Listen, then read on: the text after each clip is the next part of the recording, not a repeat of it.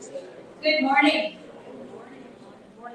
Good morning. Thank you for coming to the Latino Book Festival. And Maria Smeyer is our coordinator for that, and she also coordinates the Hispanic Latino books on the third floor. Right, Maria?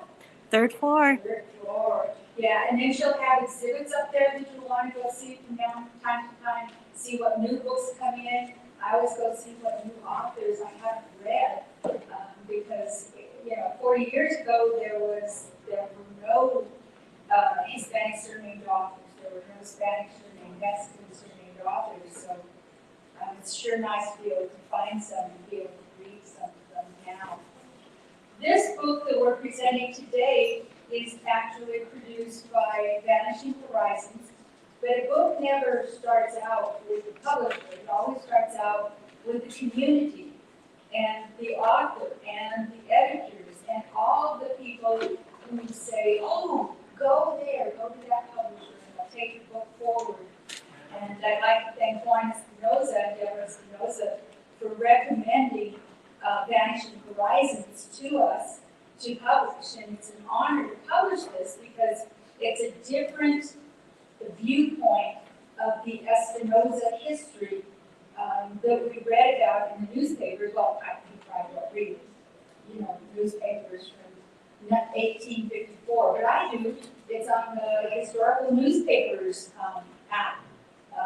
It's not even an app, it's a website you can go to. So you go and you read about the Espinosa murders that were happening in South Park and San Luis Valley, and after a while they accumulated about 330 murders that were attributed to the Espinosas, whether it was one happened on one corner of the state, one happened on the other end of the state, and isn't that both roads? You can't ride a horse from northern Colorado to southern Colorado in 2 hours. But that's the way it was. I think everybody got rid of the people they didn't want to associate with anymore during that time period. They said, oh, it was the Espinosas.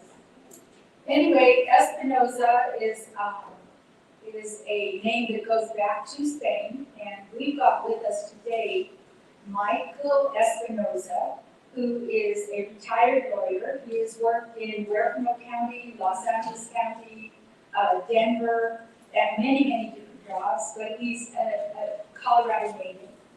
And he carries, I guess we all carry stories, but he's carrying a large burden, I think, where his grandfather was the storyteller. Humberto was the storyteller, that was his grandfather, but he also refers to his great-grandfather, Luciano. His father is the actual author of the book, who wrote this manuscript about 3 times in his lifetime and could never find anybody to publish it. And his name is, first name, Leo, because it's an L on the book. Andres Espinosa, he didn't like Leonidas. So Mike has been around. He's, as I said, see, I got off track there. He's been raised in Denver, associated with San Luis Valley.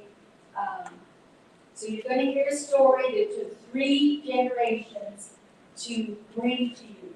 And as I said, Vanishing Horizons is quite honored. And we are the publisher. You can buy his books on the website. If you want to buy a book for a friend in California, let them know, hey, we found a story that's, remember that it is fiction. Sometimes I think we all forget that it is fiction. Because all the little details are details from our heritage. They're details from what we remember, what we pass on to each other. So it's not like his grandfather overheard the discussion between Lola and Theo. So that makes it fiction. But it's been a book that's been vetted over time. Might even paid to have the guns in the story vetted, so that when we say that it's a buffalo gun, 45, a buffalo gun is a very large gun and can shoot to a very far distance. And these are the types of guns they're talking about in the story, and he made sure they're the correct guns. So, I appreciate that kind of research on Mike's part to bring us this story. Mike?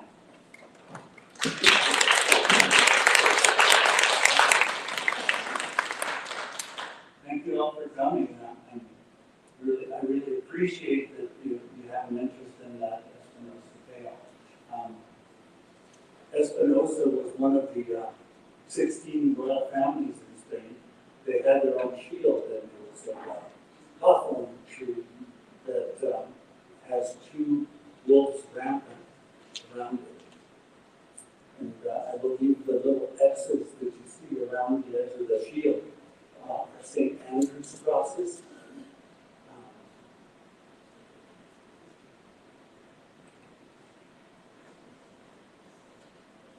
I did a little research once Deborah started editing the book for me, and she pointed out a number of areas that really needed some work to verify. And so part of it was that the reign of terror was between 1857 and 1863, when they were, the last two remaining were killed by Tom Tobin in the valley there. The original title was The Other Side of the Peso.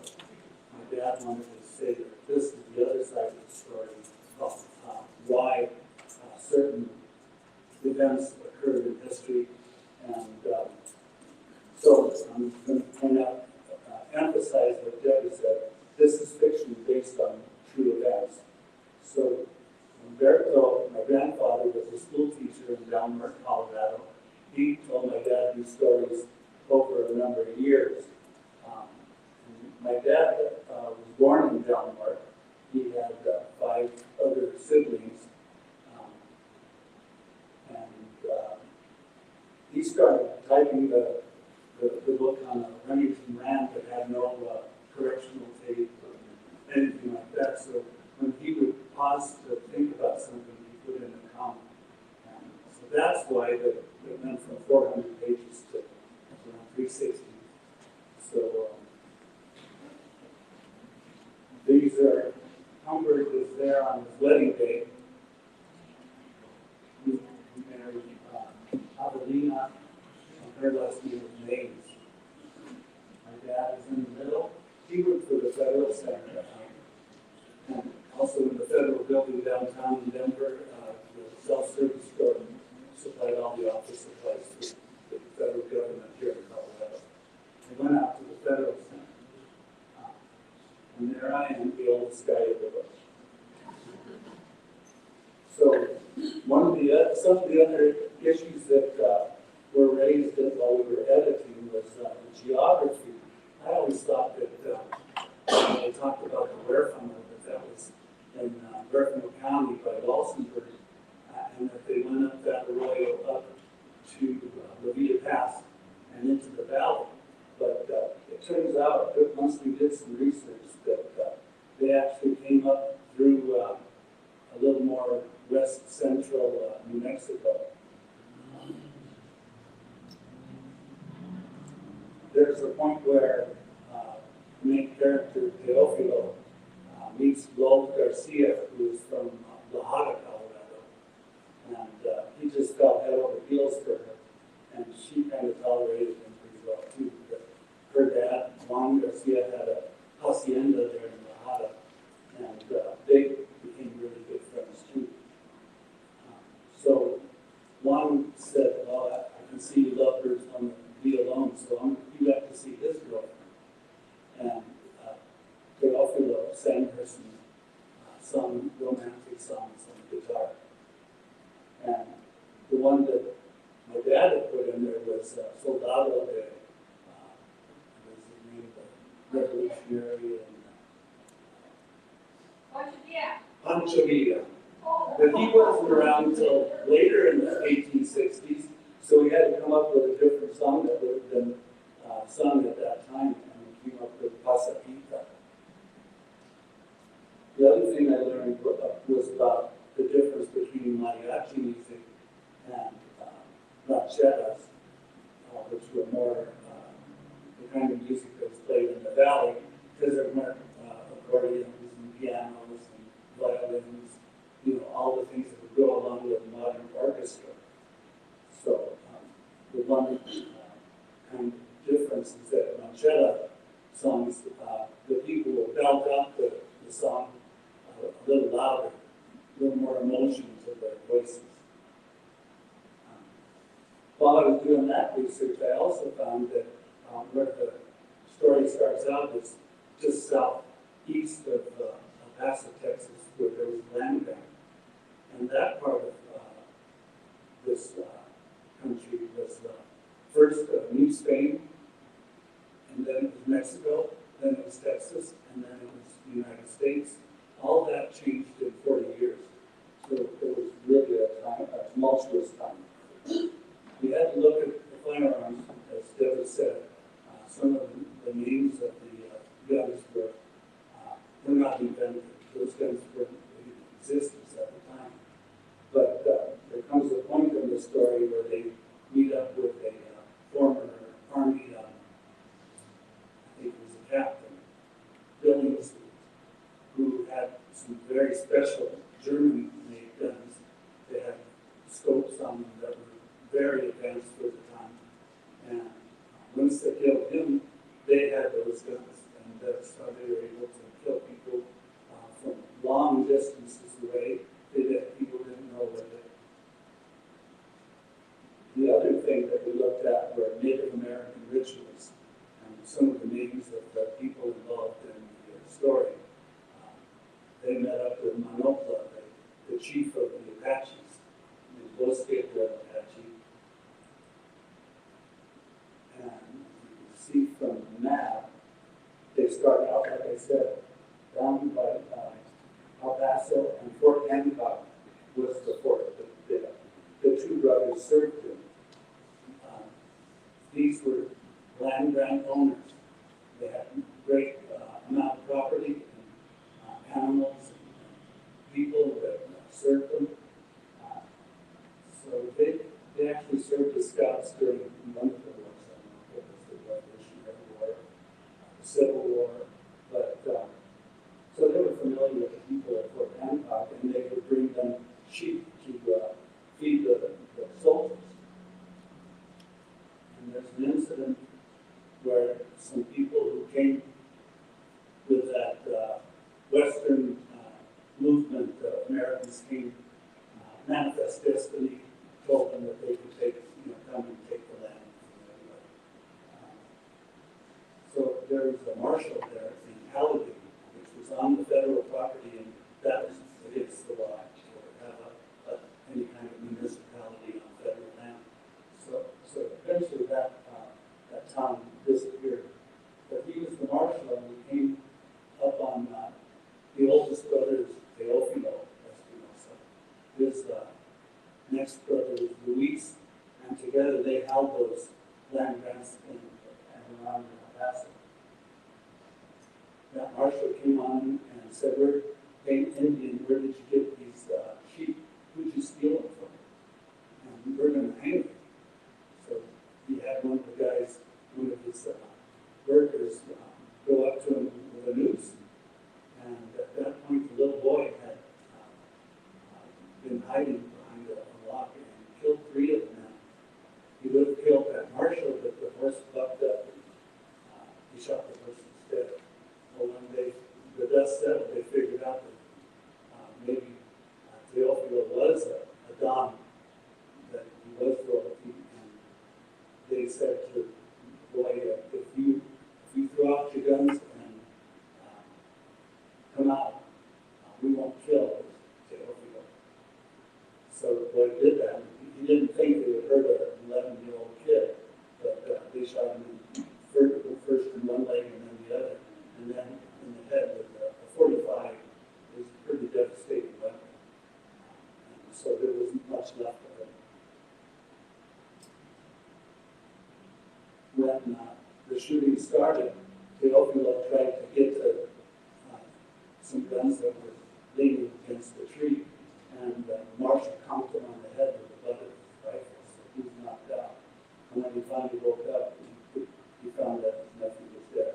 It was very terrible insult to him because little Carlos was the heir to all that property. So they made plans and got their revenge.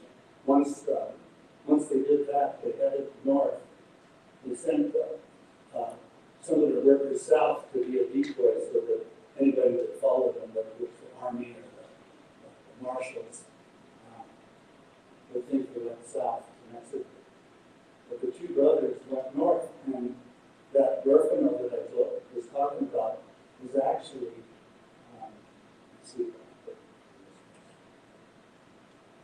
Serra de las Cabras, in kind of central New Mexico. That was halfway to their third brother, and his name was Felipe, what they called him Pepe. He's in San Rafael. If you see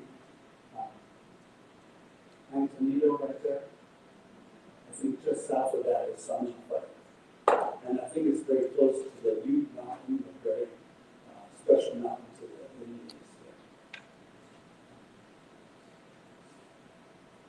From there, we met some Apaches and made friends with them.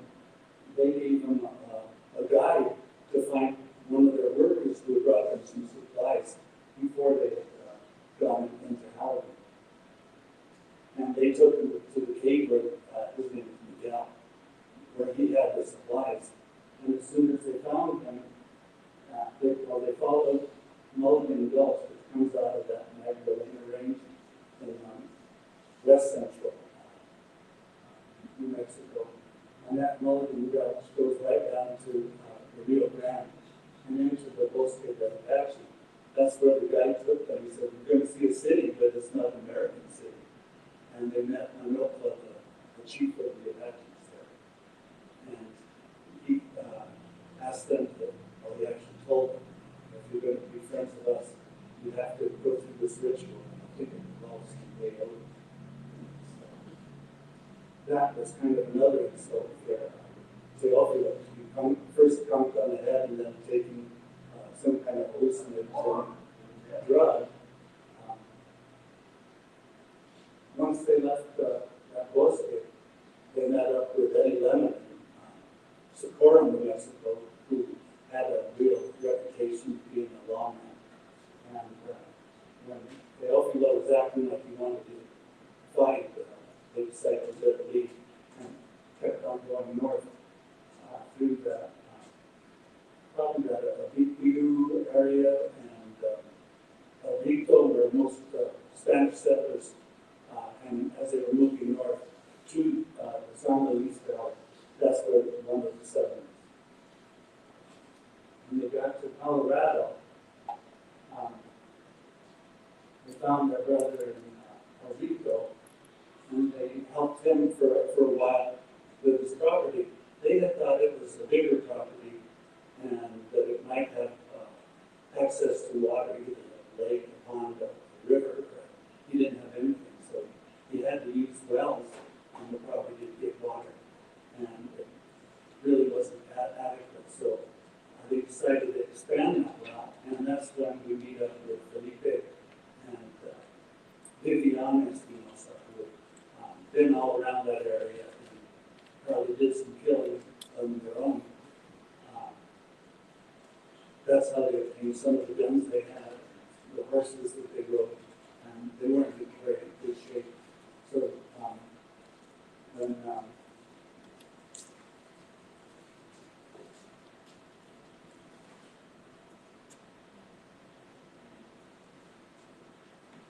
I'm going to change to digress. The Treaty of Guadalupe Hidalgo was signed in 1848 at the end of the Mexican-American War. And in that, the parties agreed that all the Spanish land grants would be honored by the United States in three different sections. They said first your property, and then your real property, the land grant property, and then their personal property would all be on it. They didn't have to pay taxes or anything to the United States because they had that stuff. Section 9 guaranteed that they would have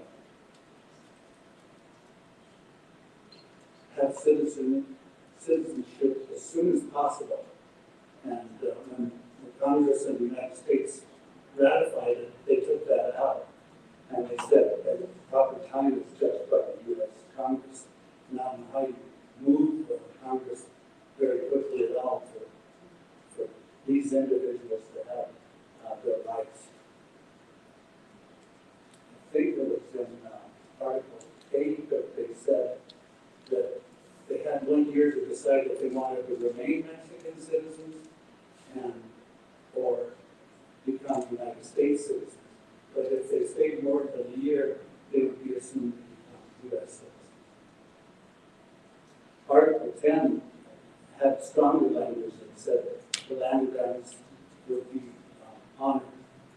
And there were other grants that along from Louisiana all the way out to the west that were under Spanish land grants as well that had been included. But Article 10 was completely deleted by the Congress when they ratified it.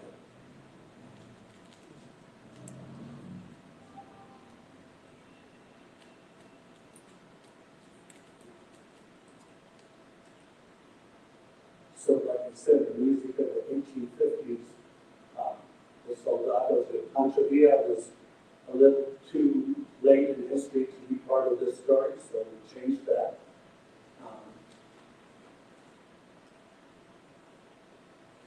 And then you might ask, why would they go about the killings that happened in not only Colorado, but New Mexico and Texas? A lot of it was the treachery of the Army. They went to the captain of the Fort Hancock and said, well, you're supposed to be protecting us because we have land grants. And under that treaty, we're supposed to be left in peace. And he said, well, you have to go to the civil authorities to ask for enforcement of these laws. Well, it turns out it was the marshal of the town of Hancock that was trying to kill him. So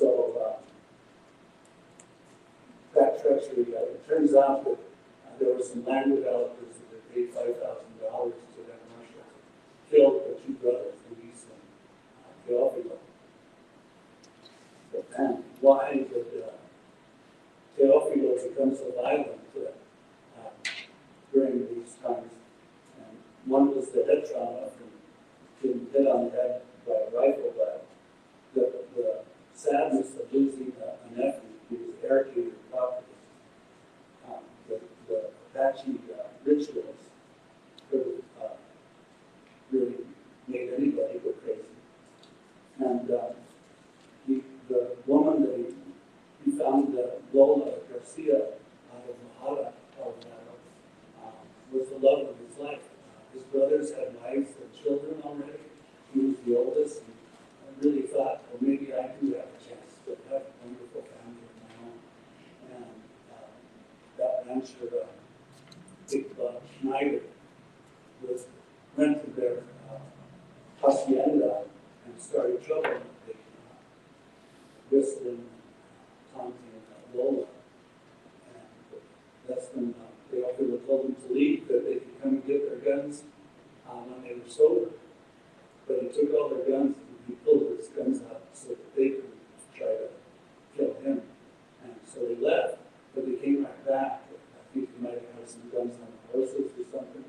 And they broke the window in the building and shot at Teofilo, but as they turned to see what happened, they missed him and shot one Garcia right in between the eyes. So, and then they burned the place down. He wanted Lola to come with him back to his brother's place, but she wouldn't. She said, well, you left your land in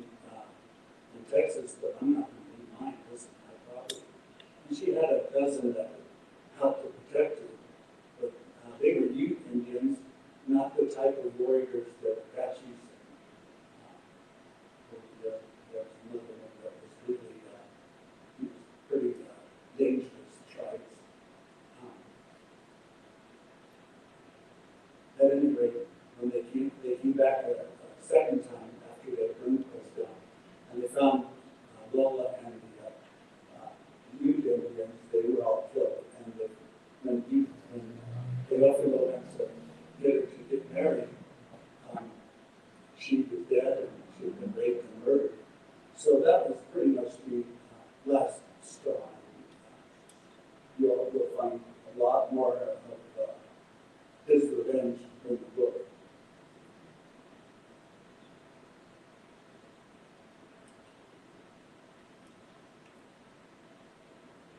So please buy the book if you're interested, and Deborah's right there to accept any kind of your payment. I'll take some questions if you have some.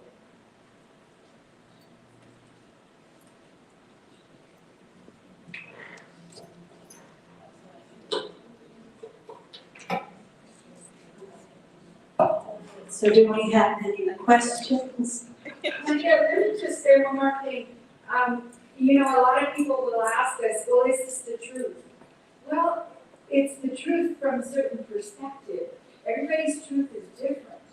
And what I love about this book is it's very revealing about what happened with the Mexican people when the border crossed over them and when their land was not their land. And I grew up believing that number 10 that said our land, our religion, and our language were secured to us by the American government. And then come to find out, they never actually passed that part of the law. They didn't care about the religion and the language, but the land, they didn't, and you know that land is where power is. They didn't actually pass it. And I think this kind of a book is really, really good to read because it gives you a perspective on that historical. There was another book that we read by a man, a researcher from North Carolina. He came and drove up and down the highways and the pathways and the trails where the Espinosas supposedly were. And then he wrote a book from Rocky Mountain News, from all of the news excerpts that were at the time. Well, all of that news excerpts, as I mentioned in the beginning, is valid journalism. It wasn't even true at the time it was written. And if you want to believe history based on what yellow journalism put out, that's one road.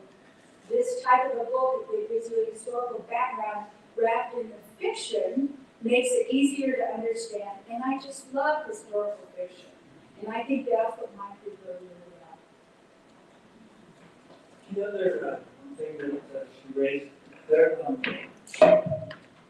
Deborah gave me a copy of the book that was, what was the petitions? Deborah, Pleas and Petitions by Virginia Sanchez. Thank you. And that was a huge book, and it talked about all the different cases that were filed to try to enforce the rights under the land grants. Spanish law was more of a community-based kind of concept, and Americans had no idea and no willingness to enforce that, and they didn't understand it. So one of the cases was the area of the San Luis Valley where the community was able to go get firewood, they could graze their animals, whether it's cattle or horses, and they had to fight for that. I'm not sure if they've ever completely won. They did win. Rights. They did win. But it would be a continued battle. Any other questions? Yeah, sorry. We are descendants of Padilla, Espinosa, and we've always heard stories, familiar stories handed down, but they've of course been distorted, and there are arguments of different perspectives of what really happened and all of this familial lore that we've lost over the centuries. And I have read the other book, and it was very journalistic reporting, and so I found it to be very unsatisfactory. And so I'm excited to read this version. One of the things that we always heard about growing up was that they, and speaking about sensationalism, that they decapitated the Espinosa brothers and they kept their heads in jars in the post office somewhere. And I don't know if it was at Gardner or somewhere down there. Have you heard anything like that or come across anything like that? But when Tom Tobin killed them, he had a young man, Montoya, with him. He was another scout, and Tom Tobin was shacking up with Ms. Montoya's sister, so that's how they were so close. And he shot Felipe in the back, and Felipe fell into the fire. And then he shot Teofilo and was able to hit him in the spine so he couldn't move. And then he used the knife to cut off Felipe's head. And then as he was cutting, Go ahead. they ended up in some flour bags. And he took them right away down to Fort Gardens to the commandant to get his reward. He had heard that there was a $10,000 reward for him. But when he threw the heads on the table where the commandant was eating his breakfast, he found out that there was no reward, and the fort didn't have that much money to give him anyway. So he sold the heads to the doctor that was in the fort, and the heads were put in alcohol in a jar. And eventually they were brought to Pueblo, where I think it was a dentist's office that displayed them. And with the sign that said, oh, 10 cents to see them. And the other brother, Luis, found out, he went and talked to that Montoya scout at Fort Garland and decided he would go get the heads. And then they were all going to go back to Guatemala, to Mexico, where the father still had a great amount of property, and they could live in peace. If you want chills, run up your spine. When Mike presented this at Fort Garland, we were supposed to present a really small room that held about maybe 15 people. Well, more and more people kept coming. We ended up with about 40 people, so Eric Carpio, the director, moved it to another room. And he didn't tell us anything about this other room. But at the end of the program, he said, this is the room that Tobin rolled the heads onto the table. This was the commandant's area and office. And that just gave me chills all over. I mean, history coming back to its beginning. Wasn't there like a big gust of wind too that kind of scared the hell out of us? Yes, blew the doors closed. It was very, very. Oh, and the last thing that I read about the heads was, I read an article, and I don't think this is true, but I read an article when they were cleaning out the steakhouse, the bottom corridors of the Colorado Steakhouse, they found a head. And it was so badly decomposed, they threw it in the fire because they didn't know what it was. And supposedly the guns are also kept by History Colorado, but Mike doesn't believe that. He doesn't believe that that's those Tobin guns. would know where they were. He took their guns along with their horses to bring the heads to Fort Garland. And when Luis got the heads and took them up, I guess basically Highway 50 towards Salida, or Salida. And there's a point where you can head south to Sahuax, where the family was waiting to head back south. And right at that point, he buried his heads there. The Army at least buried the bodies where they were killed, so there was some honor there. But no one knows where their heads are buried. They don't know where the gold is. So my question is, I'm just a little bit confused about the Treaty of Guadalupe Hidalgo. I don't know if that was part of your research or if that was something Deborah researched, but I always thought that the Treaty of Guadalupe Hidalgo did guarantee us rights to the land, our religion, citizenship. But then I just heard that that's not true. No, there was no, Article 8 was rarely enforced. That And was Article one thing 10 was that- left out of what Congress passed. And the place we found this out was when they brought the document here to El Pueblo. It said right there on the document, narrative, that number 10 was never passed. It was omitted from the document when Congress gave the yay. But that wasn't the original agreement, right? That's something that Congress just decided to The do. treaty was negotiated by a Mexican general, and there was a person from the State Department, and by then President Lincoln had been killed, and so was, I think, Hardy, was the next president, who really didn't want them negotiating at all. But the Department of State guy and a general, American general, negotiated the treaty. And I have a copy of the treaty of its name. It's really hard to read. And if you look, when you want to come closer, you can see Article 8 was not touched. Article 9 said all this was deleted. The yellow parts are deleted. In red, instead of saying that they would be admitted as soon as possible to being citizens, it said at the proper time to be judged by the Congress of the United States, according to the principles of the federal Constitution. And they said free exercise of their religion without restriction, but they took out a lot of the detail. Article 10, which was more specific about the rights, the property rights, was completely deleted.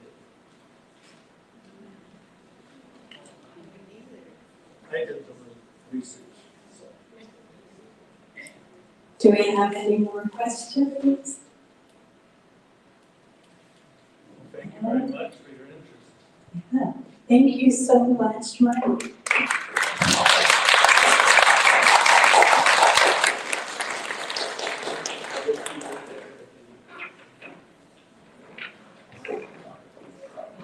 So thank you so much. Mike will be right here with ready to sign your book if you will. And we also do have copies here at the library in our system. And just so you're aware, please feel free to take some food home and anything else you would like. At 2 o'clock, we will have a presentation by Juan Espinosa about the Osesa Boulder, which were the 6 boulders that were murdered in 2 car bombings. And it'll be 50 years ago next year since those Chicano activists were murdered. And the people who murdered them still have not been brought to justice. So it's still in their soft space. And he has a short documentary about them. He also knew those people. There's a few other people that knew them here as well and worked with them. And we will also have lunch served because we're going to have Gaglianos with, I don't know, we're going to have a lot of food. So please come back at 2 o'clock for that. And we'll have dinner. 2 o'clock because it's going to be from Gaglianos. So it's I forget, the next one. So bring your appetite. Bring your extra friends. It's not a registered event, so it's just up for your house. And Juan Espinosa and Deborah Espinosa and a few other people were the ones that started La Cucaracha, which is a newspaper that is now circulating in public again. And we have an exhibit on the 2nd floor of La Cucaracha. So please feel free to check that out as well. Okay, and then in the Hispanic Resource Center, we do have an exhibit by Mike Flores, and he is a local businessman for Mike's Brush. And Mike's Brush is an airbrush business. So he has his paintings up, there's information if you want to contact him. He also gives classes for airbrushing, and so please feel free to check that out as well. So thank you so much for coming today. We'll have you line up first, Mike, right here, and then we'll give you instructions for that as well. Thank you.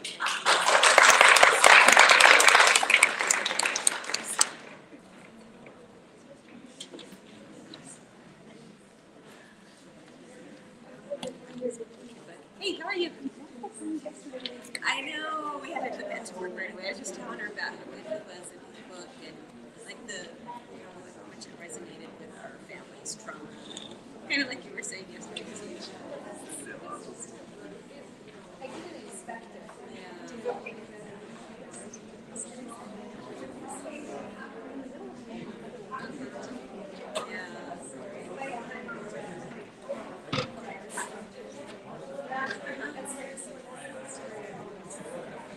Right. Yeah. Well, I've never done this for other families because I put it on our family page, and they've gone to his other talks. Actually, we have a family reunion planning this afternoon, but I know.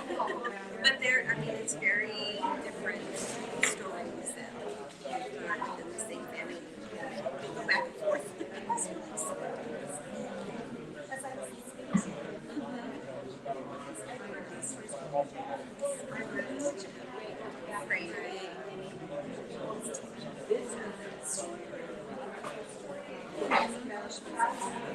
But I was really surprised that. Exactly. Yeah. For sure.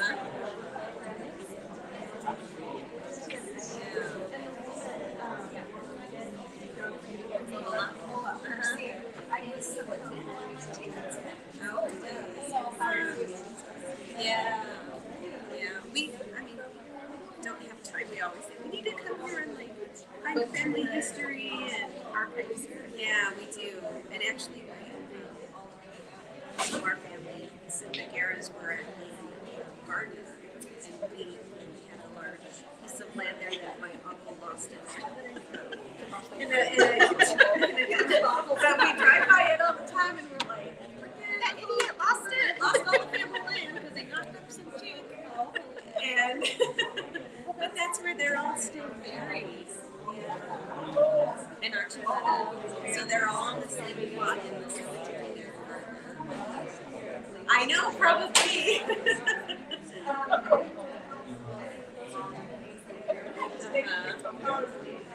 Yeah.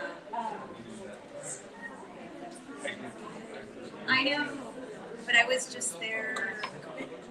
Yeah, a month ago, I went back to the cemetery because our grandparents 3 years ago. Mark Christmas. But her maiden name is Archuleta. Or no, Garrett. And our great grandma's Archuleta. And the Espinosa married the Archuleta, and that's how we're connected to them.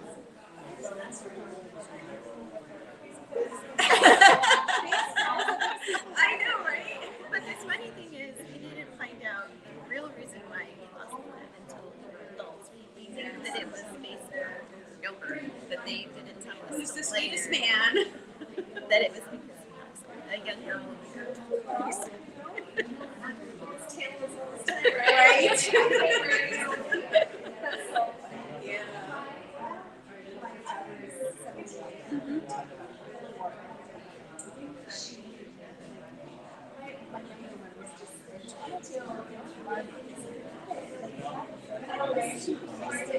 Yeah.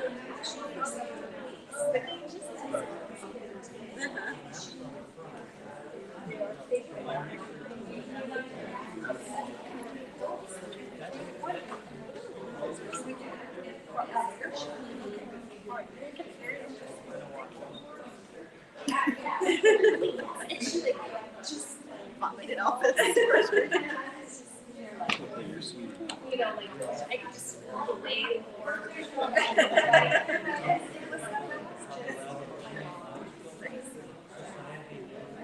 I'm gonna get in trouble. What she said, you know.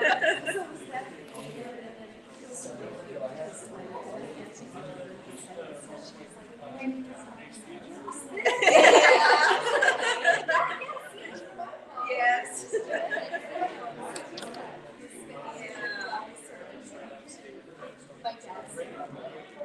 That's funny. Yeah. And we, you know, lost family land, but we have so many friends and land and that's why we go up there. To visit friends who bought it up there, and it's just like, this was our family history. It's gone. And now you're friends with these people are buying it. I know, and you're like, well, it's ours first.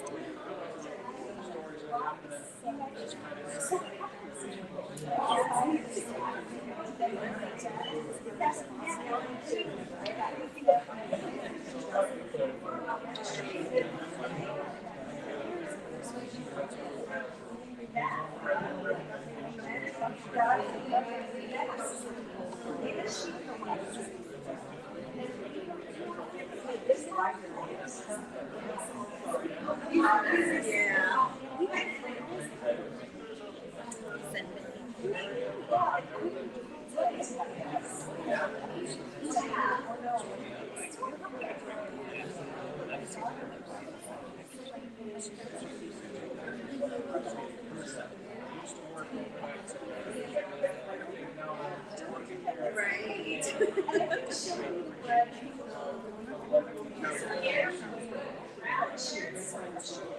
You know what?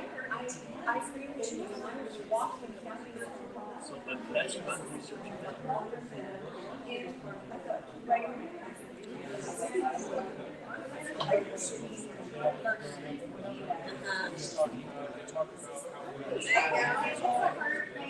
Yeah, and people, our families always talk about trying to buy it back, but it's kind of organized.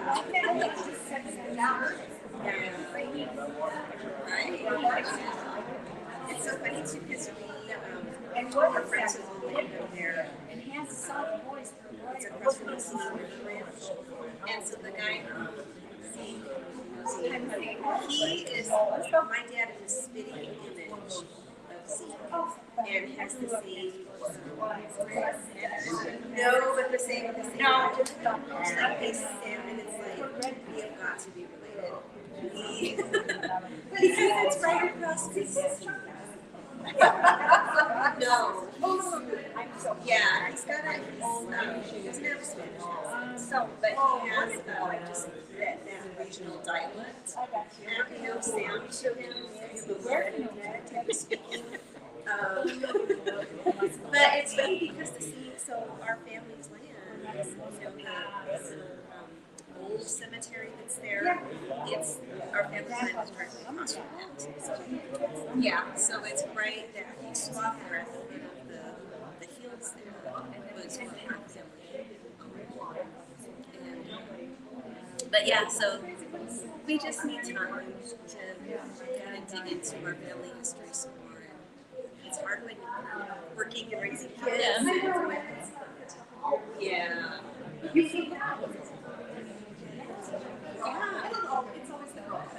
Yeah. Well, and we got left out of the last one, so I'm like, I'm there. We are going to be part of this.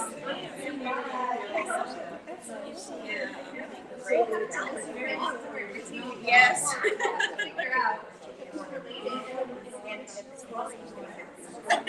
I know, right? Which side? But it sounds like we are. You too. You too. Bye. Yeah, I gotta go get one. Yeah, that's it. I think it's 30 even.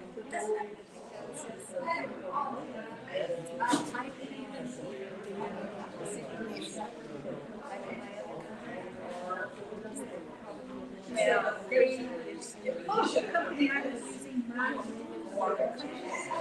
when they did that, now I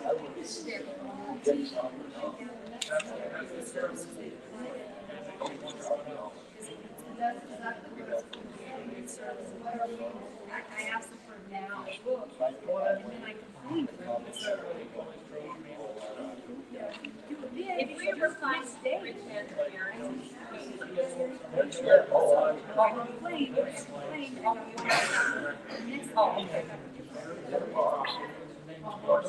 Yeah, Joey. this cup. Oh, okay. So I didn't know that. I thought we would do that for him. Oh. Because Rick's would be really.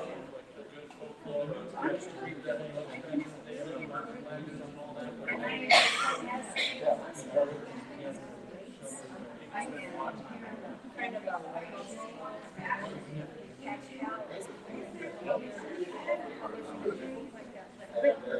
I have a friend of mine, she did Spanish. We actually she might because it's not so much like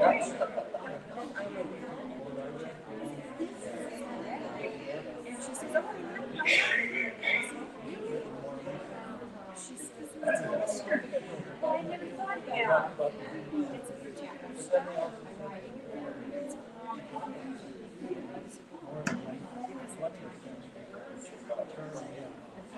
You know something I didn't know.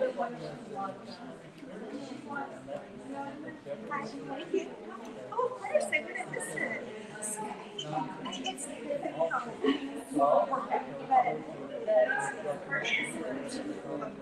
but I didn't know anything about until about 2 years ago. I got an invitation to join it's 500. You know something today that was said was there were any Hispanic authors. Have you ever heard of it? It's really interesting. I'm 33 years old this year. And it's just women, and of course, you know, it's always evolving. And every Wednesday, we had a majority, maybe I got a lot, and he says, you know, all set on the top of my head, and it could be anything. The only situation is, you can't be cooking for politics, and you shouldn't and she has something else. Those are really rules. And so it's always really professional during Martinez, sorry, during Thanksgiving. Yes, I think long ago when I was a student, when it was USC. Yeah. You know what my grandmother told me? She grew up in Mississippi. My grandmother was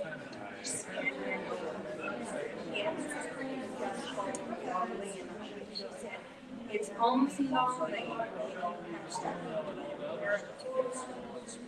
But over. She said,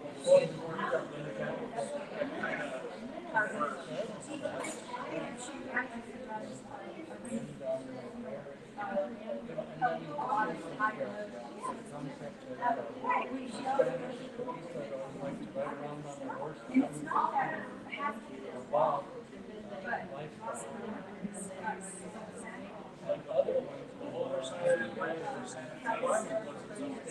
yeah, that's what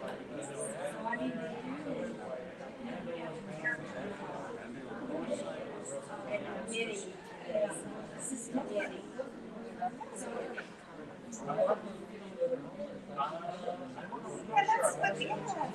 So, yes.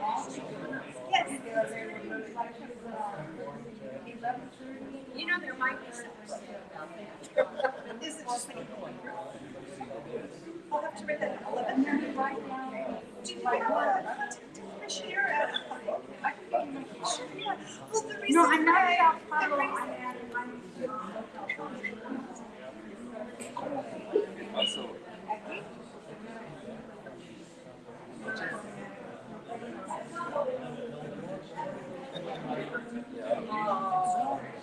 Oh, John, did you hear?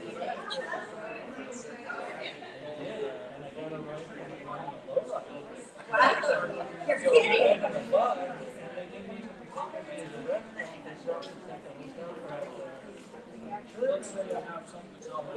Oh, wow. I need to go back and walk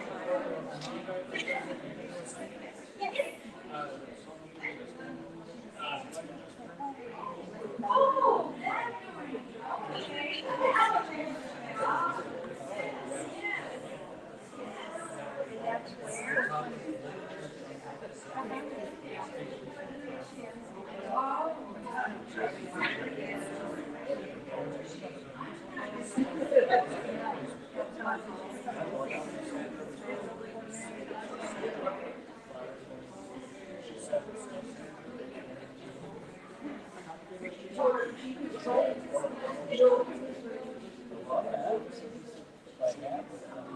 Okay, well, have a good day and nice meeting you.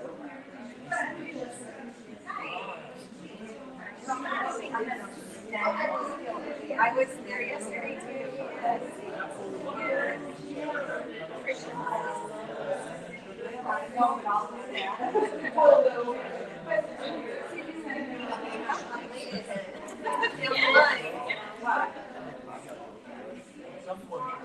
Yes. Yes.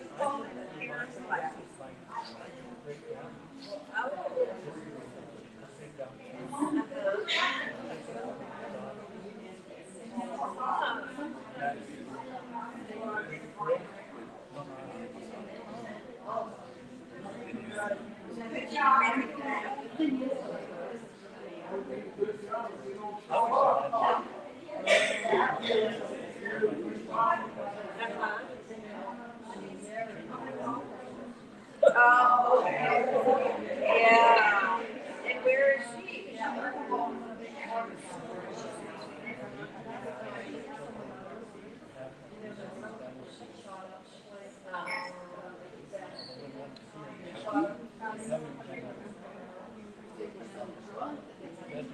Yeah.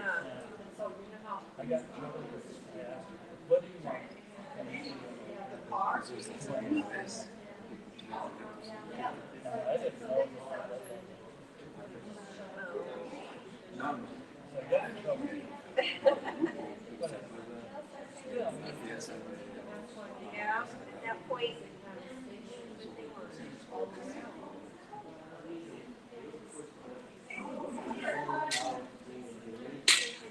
Our family is very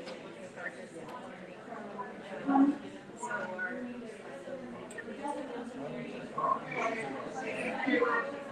okay.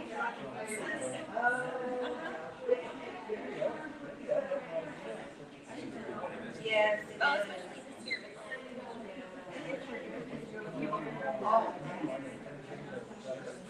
Yeah.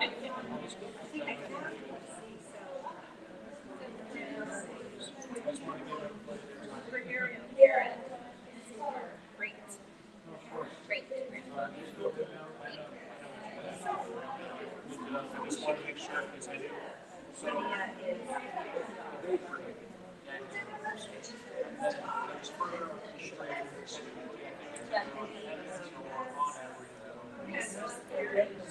also starts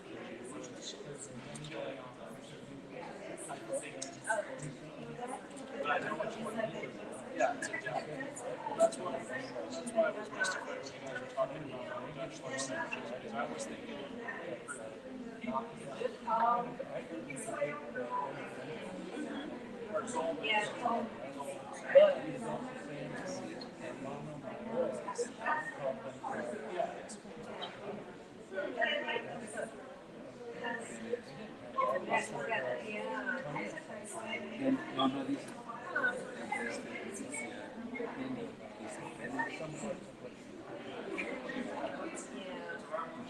I wanted to go to the college in higher ed, and worked out that day. You had a great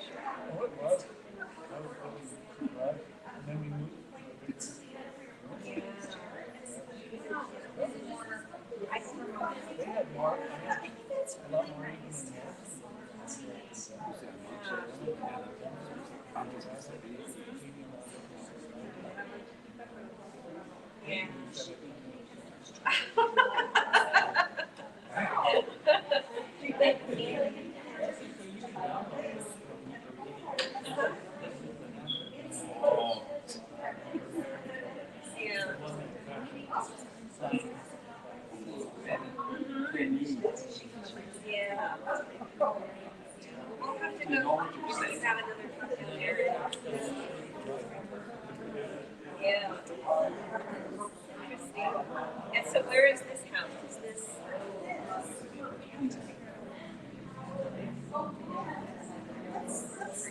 It's for everyone. It's for all of us.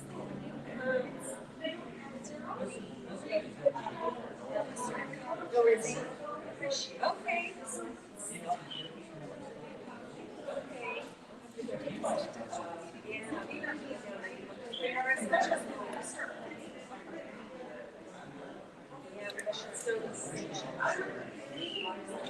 I can't remember.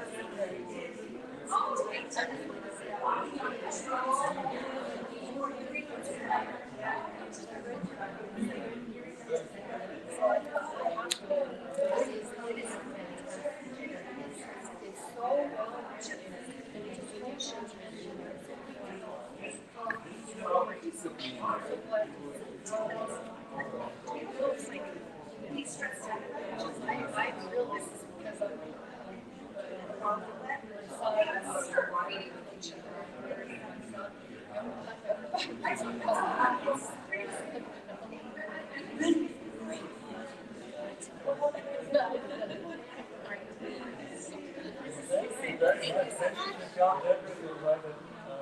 That sounds pretty dang good. Are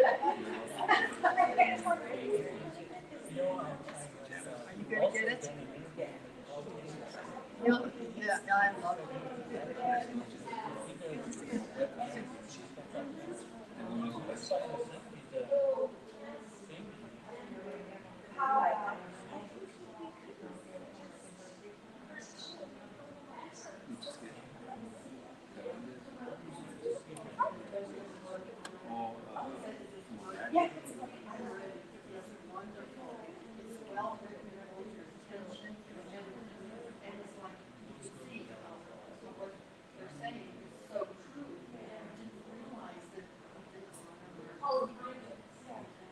Well, and I didn't, I don't know, another one, yeah, yes, but I had.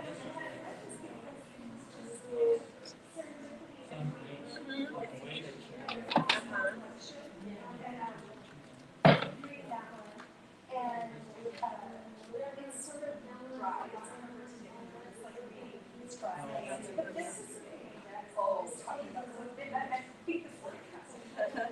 Yes. Oh, okay. There is a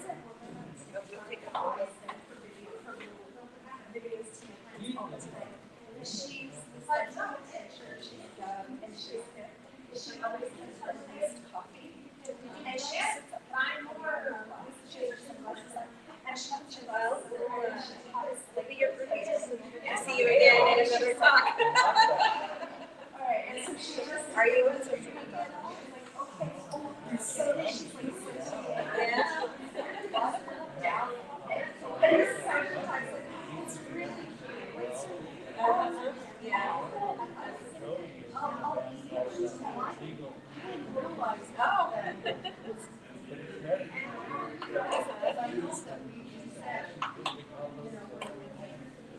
Yeah. So you, is your contact information here? There. Okay. Because we are, Don't find them. Yeah, it's good. No, they got a power and a power and a power. Yeah. Like that's the thing. History. I mean, you have great meetings.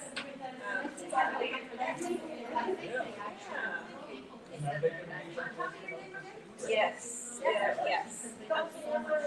It's that whole line, yeah.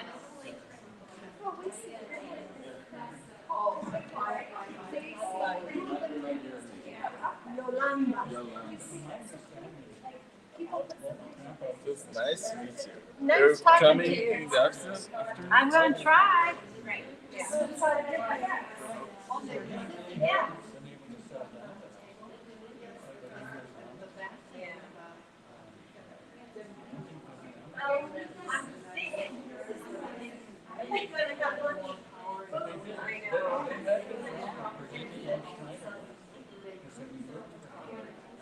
I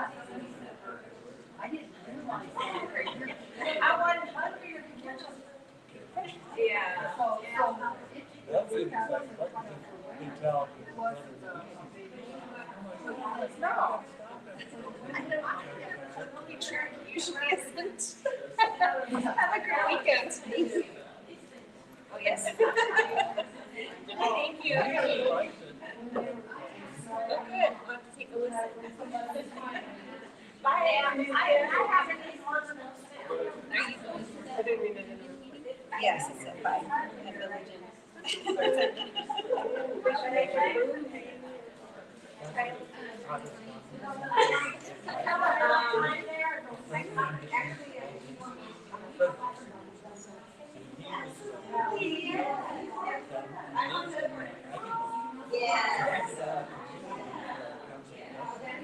Yesterday was great too.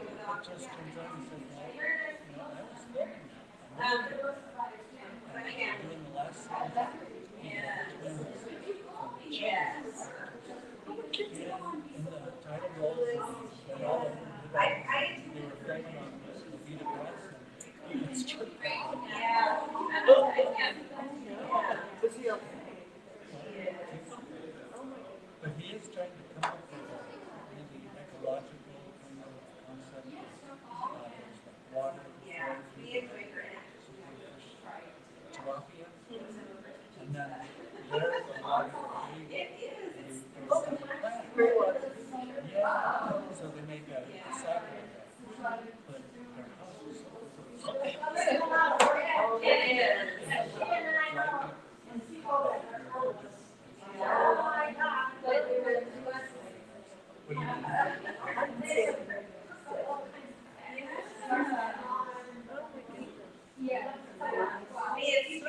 So I somewhere.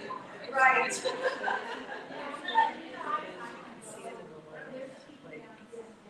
So, I don't know, it's still alive. Yeah. I just went down to Chima. We did a very and so there's some really good pictures.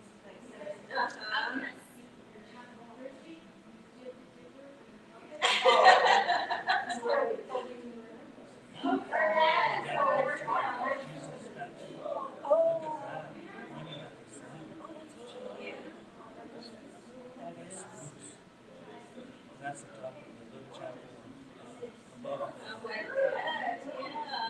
And you could use them afterwards. stations. Yeah, that was the last thing I heard. Like being on top of the world. And that's the one that The word.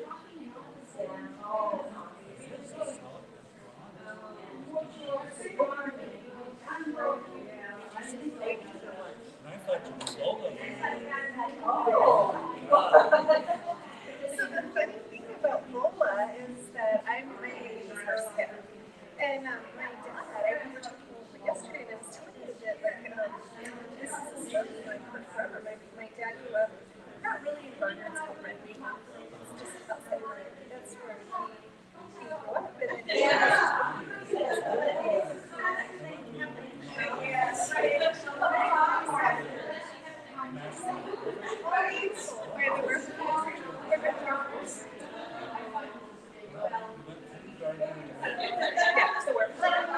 And so he's always told us stories, and he's always said that Lola Garcia was part of his family.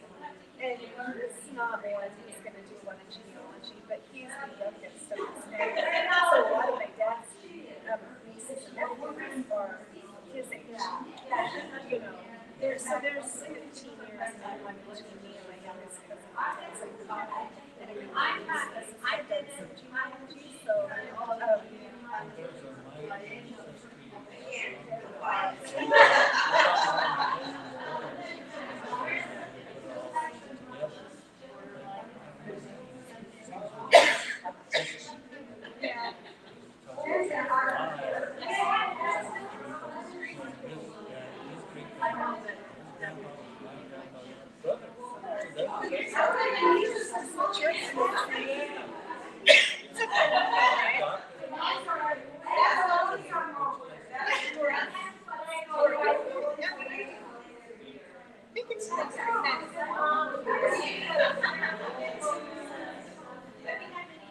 So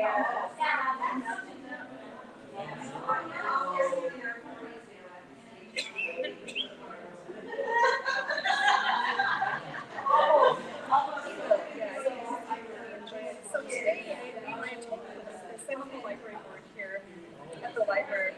Well,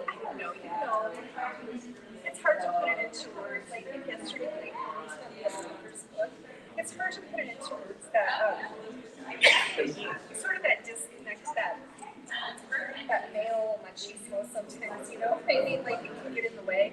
It's really hard for me to get my dad to come to the library. I don't know why it is. But they had some, he wanted to get to us today and they had a prior commitment. Me too, I know, me too. And it's so funny because how much he encourages his children, but then he himself is a little uncomfortable, I think, in place that he thinks it's like, yeah, you know, yeah. And And I felt real bad for him. There is a lot of this culture that's lost, and it's the indigenous that was the spiritual, you know, probably the most artistic part of his history. You see him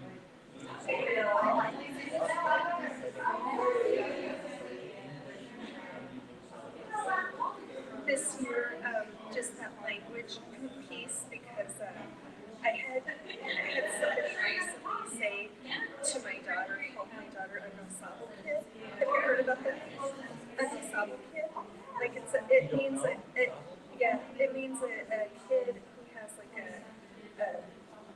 Latino last name who doesn't speak the language. And I'm just like, yeah.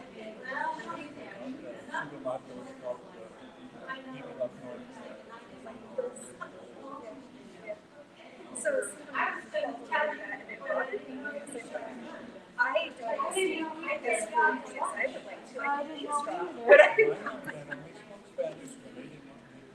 and so that's the best way to learn, right? That's how my parents are too.